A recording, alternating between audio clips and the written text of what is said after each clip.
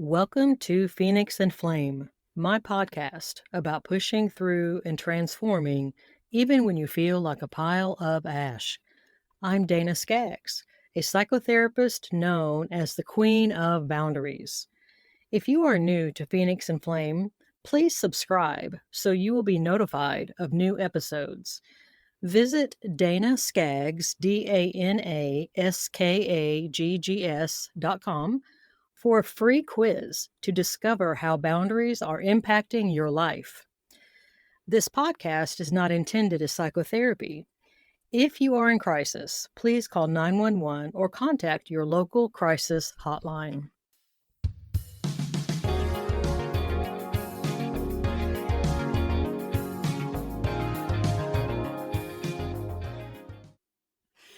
Welcome to Phoenix and Flame. I'm Dana, and we have a fabulous guest with us today. Shelly Starks is joining us. She is the CEO of Inline Consulting Services.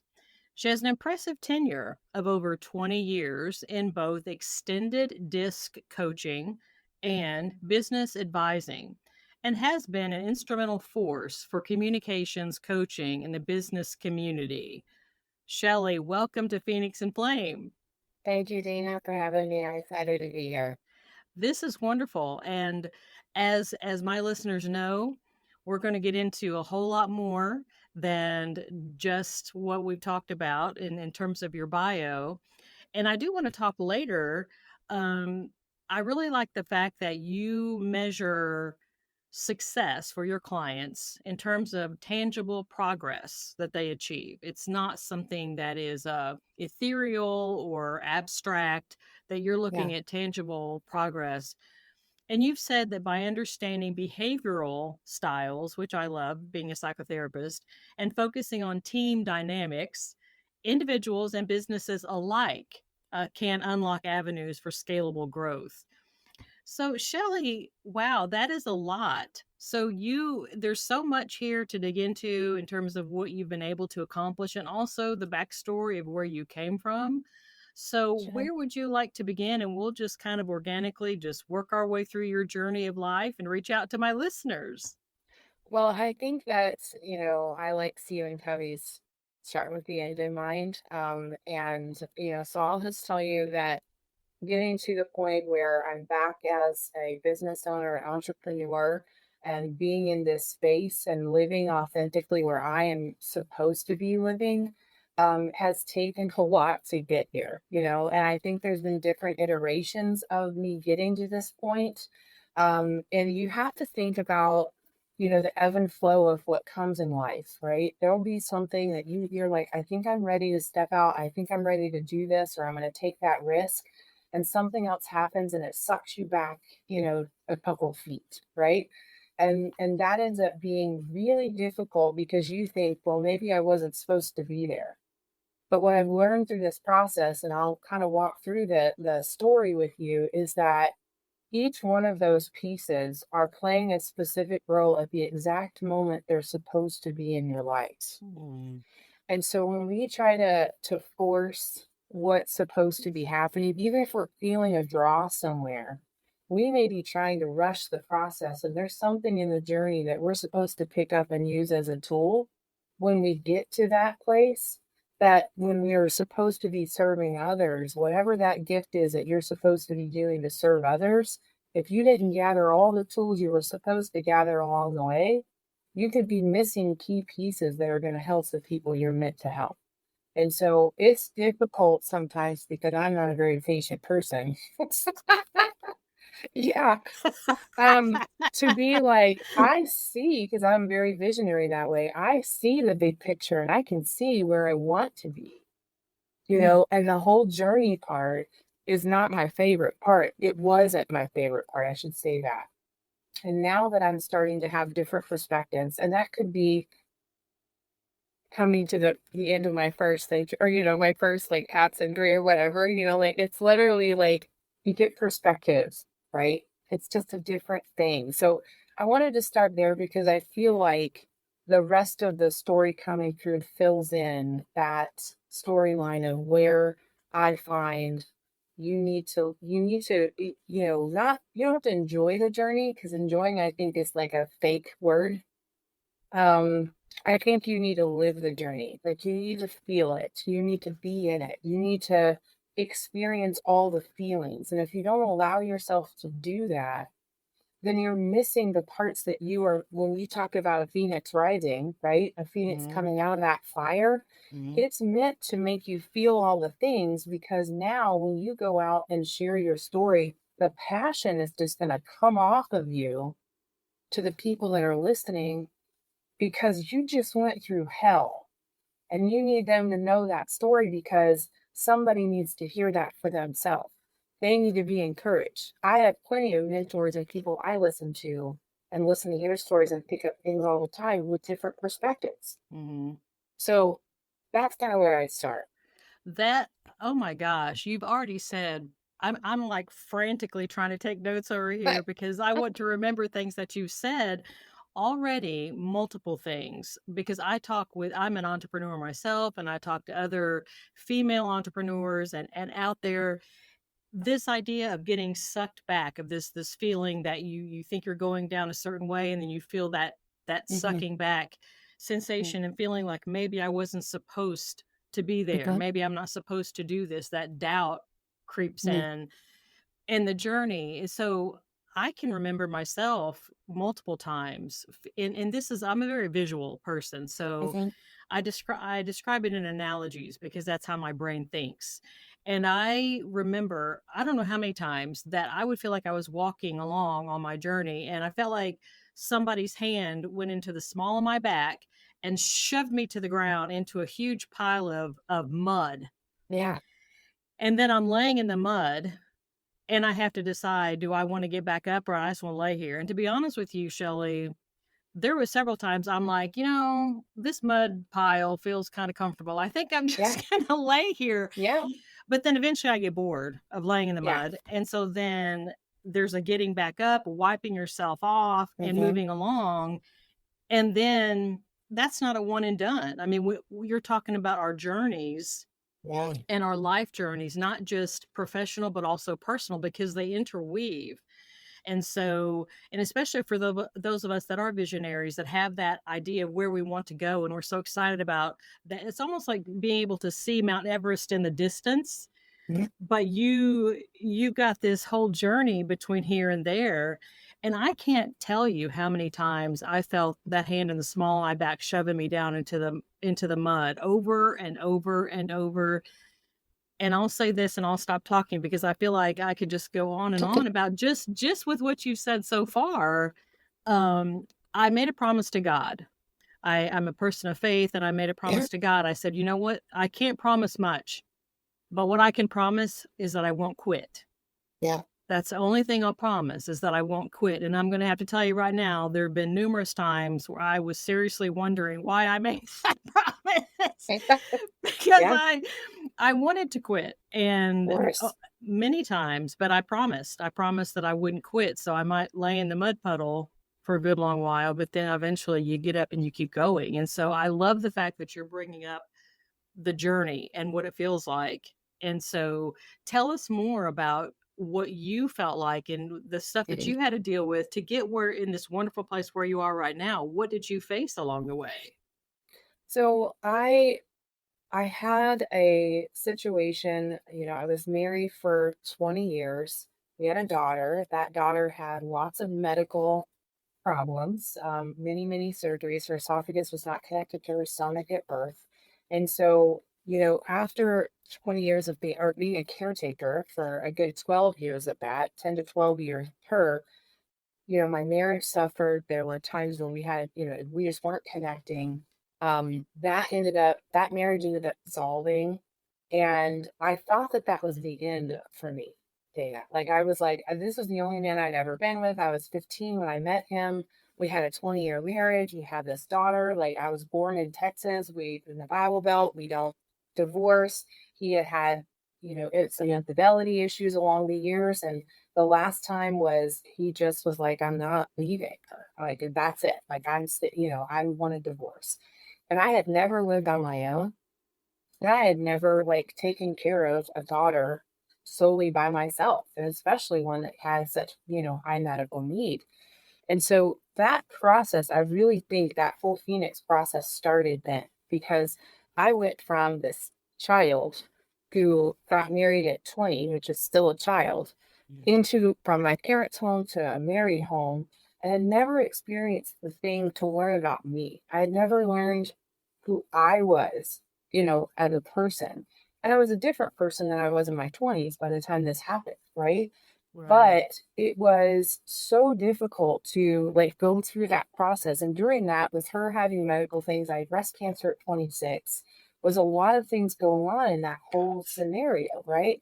And then fast forward through that divorce, I go through, my therapy and I get through all of, some of that stuff you're talking about that that weighs you down. It's really like I don't think I can get up out of the mud out of this. And then all of a sudden, I surprised myself. And I don't know how, but every day happened and every day we made it. And the stories that I have were, I felt a lot of guilt about the, not being able to provide the level of provision that I was able to provide when we were married and that kind of thing. And then fast forward and I work through a bunch of that and I meet a wonderful man and we blend our families. And what I discovered was that I had, I was supposed to be on this path. Like, this is what was meant to happen. I was meant to meet him. I was meant to have a blended family and have a bonus daughter. I was meant to have all of this happen, right?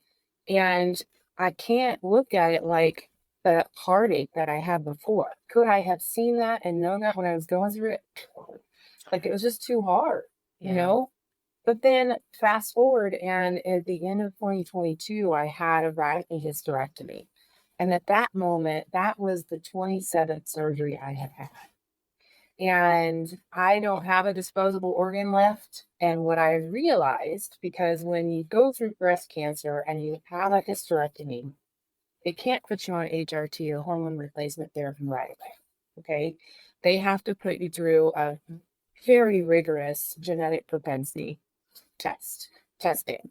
And that takes like 4 months. And during that 4 month time period was very transformative for me because it was the most raw that I could possibly be. I was really good at my job, but I didn't like it.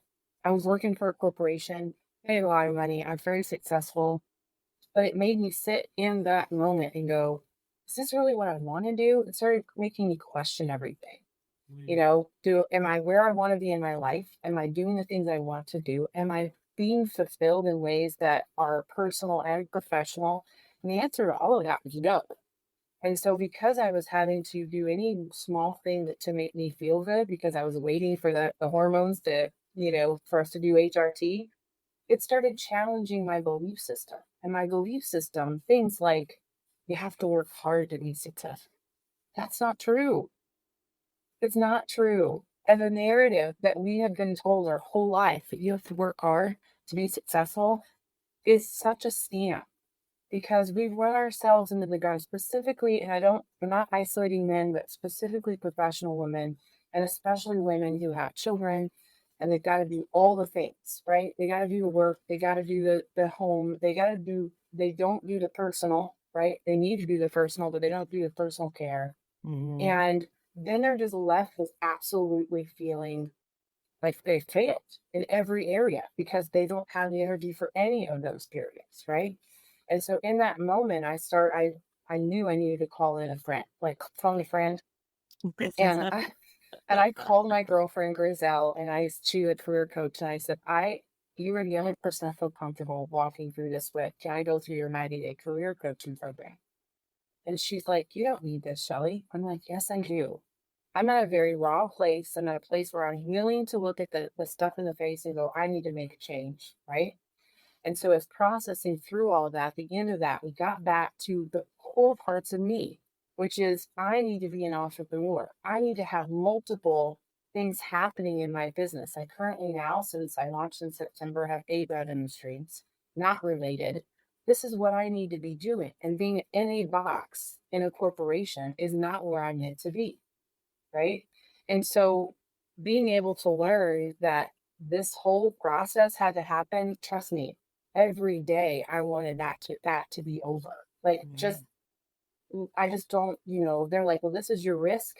Well, I don't want to be here living day to day like this. Quality of life has to be a factor in the propensity calculations, right? Mhm. And as part of that, I started realizing, oh gosh, there are pieces of me that I have laid down and not picked back up over the years because it's been too hard to carry everything. I need to pick those back up. I need to heal her, and I need to put me back together again. You know, that was a lot. I know. Well, I mean, that was very, gosh, so informative and helpful. And a couple of an observation and a question that I have. One is, this idea keeps coming in my mind when I'm hearing you describe your journey and how things that we're going through, that we need to go through to be able to give us the tools that we're going to need later on down the road, to give us that ability to be passionate, to feel it in our core. Yes. And I'm sure you, because I hear you say it, and I'm the same way. I'm around people, and when you're around someone who has been through it, you can hear it in their voice, you can see it on their face, you can see it in their body language, and Yeah. you're so much more drawn to those individuals because you feel like they've been there. They know. You can hear it in their tone. I mean, you can Yeah. hear it in their word choices, and in kind of a funny, uh, like, visual that I'm having, it's almost like one of those video games, that the leveling up process, and how you have to go through and you have to get all the tools, right? You Mm-hmm. have to go and Mm-hmm. get the hammer and get the saw and get the thing and get all the tools, and then once you have all the tools and, vanquish all the enemies, then you can level up. But you can't level up till you get all the tools of level 1. Then you get the tools of level 1, you can level up to level 2.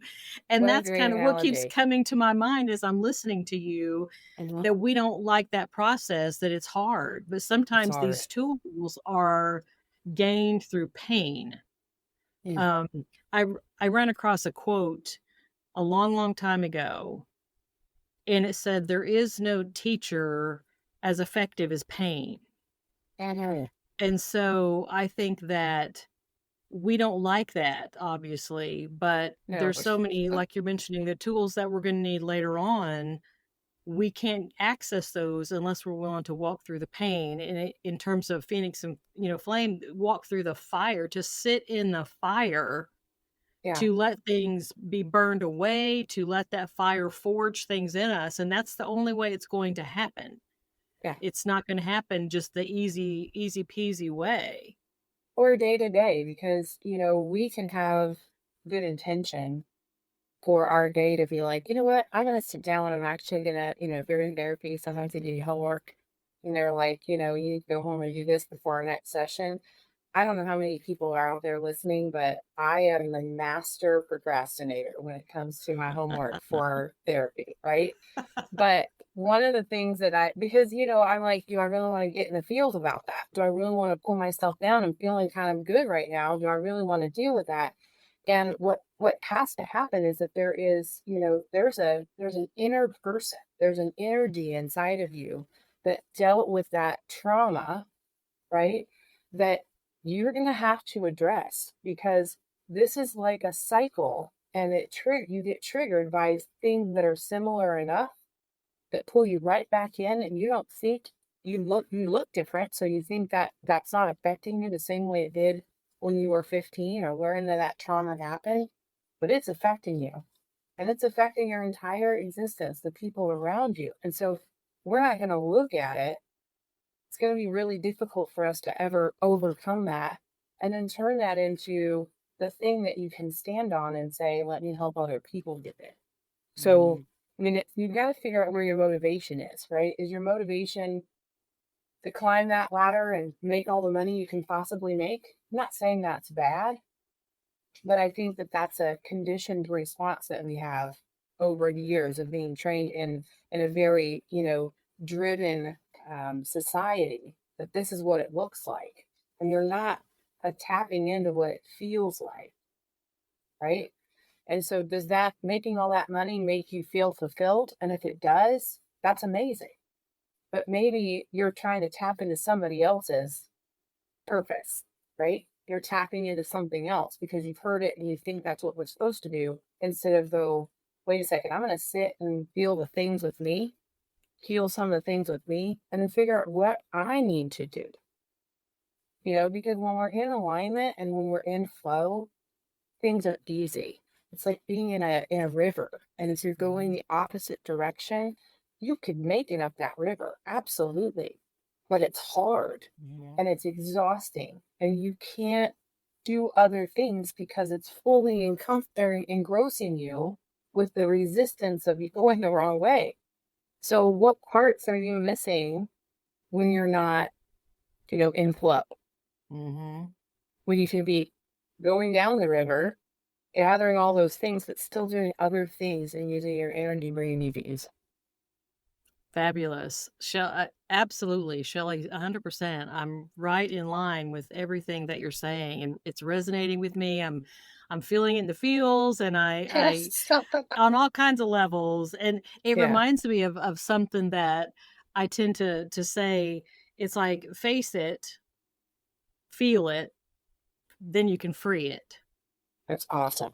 I So it's love like, that. there's so many people out there that, number 1, they don't wanna face it, and they're avoiding because they know the feeling comes next, and it's Oh, yeah. uncomfortable. I Yeah. mean, you and I are both in agreement here saying, yes, there are things in life that hurt, that feel like shit. Yeah. Let's be brutally honest here. Yeah. And so we don't wanna feel that, but it's like, okay, well, what's the alternative? Is it, if we don't feel it, does that mean it just evaporates? Absolutely not. It doesn't No, evaporate. It it sits calm there and downs. gets stagnant and gets nasty and gets infected. But facing it and then feeling it, and Mm, then you can finally free it. You can't free it until you do the first 3. So that's something that I is love I that. use with my patients and my clients and stuff like that. You've got to be able to go through that process. No, it's not comfortable.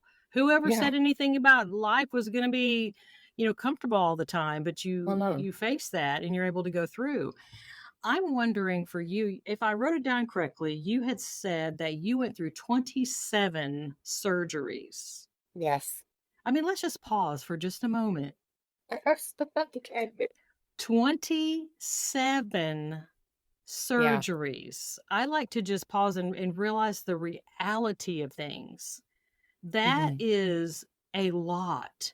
A Yeah. surgery alone is a big deal, and because you have to have all the lab work, and you have to have all the procedures, and then there's the prep work, and then you've got to go early, and then you the thing, and then there's the post surgery and all the medicine. Yes.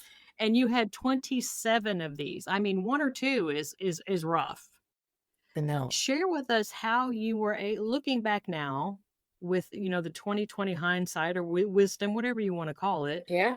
What How were you able to keep going? What was there for you to give you the grit, the resilience to keep going and just not just flop over and say, I'm done, I quit, I can't do this anymore? Well, I think I have to start with the what I realized later in this journey was causing that. So I'm a big fan of helping people, and specifically women, understand that there's a thing called disease, but it's really dis-ease in your body. And we tend to hold on to things, suppress things, not deal with those things because I've got all these other things that I need to be doing. And so I got real good, I had a traumatic childhood and some other things happened. And I got real good at just taking that and like pushing that down. I'm just going to compartmentalize that. I'm going to push it down. You know, I'm going to deal with that later. So I don't come back and deal with it, right? Because I don't want to open that Pandora box. And then, Mhm. like literally all of my surgeries were in my core. So between my neck and, my legs, the top of my legs. And so literally I had the craziest things, 6 hernia surgeries. I had, 16 breast surgeries because after my breast cancer, things did not stop growing.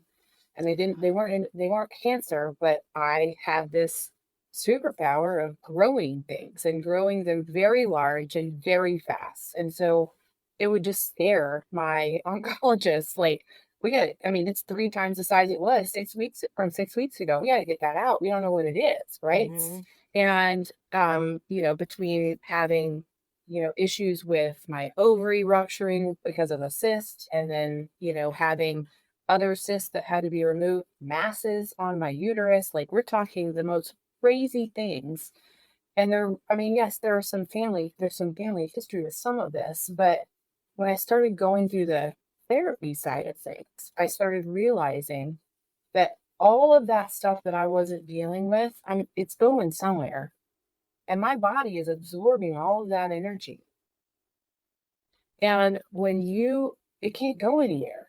You Mm. got to release it. I love the whole face it, feel it, free it. I mean, I think that's like it needs to go on a bumper sticker. It needs to like go everywhere. Like people need to hear this because Mm. we're real good as a Western society of putting a good face on Mm. and things being okay when they're not okay. And mental health and mental awareness right now is a really hot topic for a reason. And it's not just because of COVID.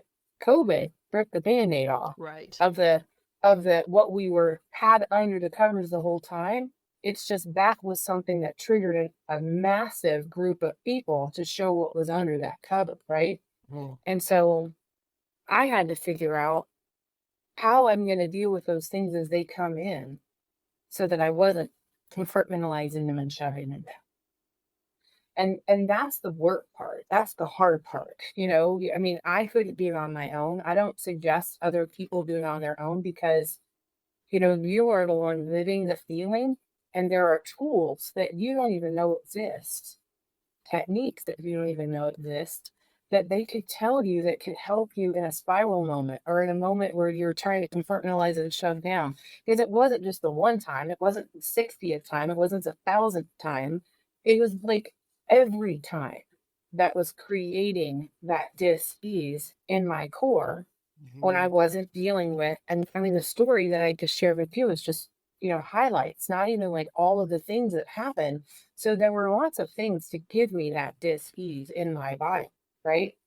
On top of the mental struggles that go along with that.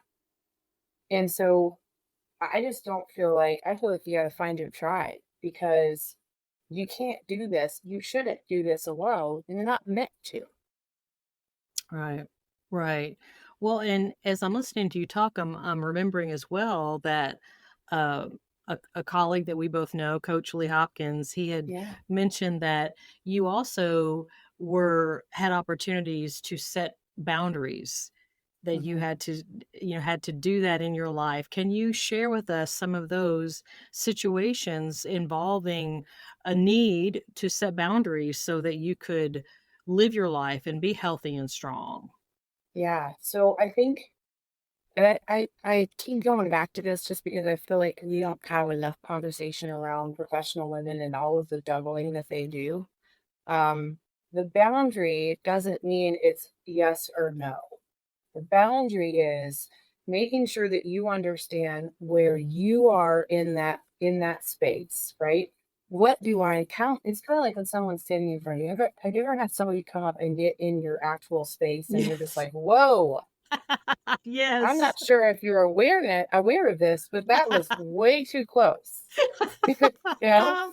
Never Yes. had that happen. Like it's just like, oh, and it's an instant visceral response because you're like, whoa, I don't want that person that close to me, right? Like Mhm. somebody that's not like my spouse or somebody like that, my child. And it's the same kind of thing. You got to figure out how much space you need between you and the thing or the person, right? For you to feel healthy, like a buffer, like how much you need there so that no matter what's being pushed in from that experience or that person, you've got your cushion there that's going to keep you from caving in. And I will tell you, being raised in the Bible Belt, you were just put on a good face and you just kind of went with it no matter what was pushing in on you. Well, I do not feel that way anymore because I need to make sure that my family, especially, understands when there's boundaries that need to be made. I love my family, but there are certain people in my family that want to tell me how to live my life. That want to make me feel guilty for not living the life they think I should be living. That want to tell me, Shelly, you've bounced around, done so many different things in your career. You should have had a linear career path. That's not my journey. My journey is meant to have these different experiences. And here I am living in a business that has 8 revenue streams that have nothing to do with one another. And I'm keeping them afloat. And I don't spend a ton of time with each one, but they're still part of it, right? And I needed to be that kind of person. So having somebody lean on me and put that pressure on me that I needed to have a career path that was linear or I wasn't successful was a lie.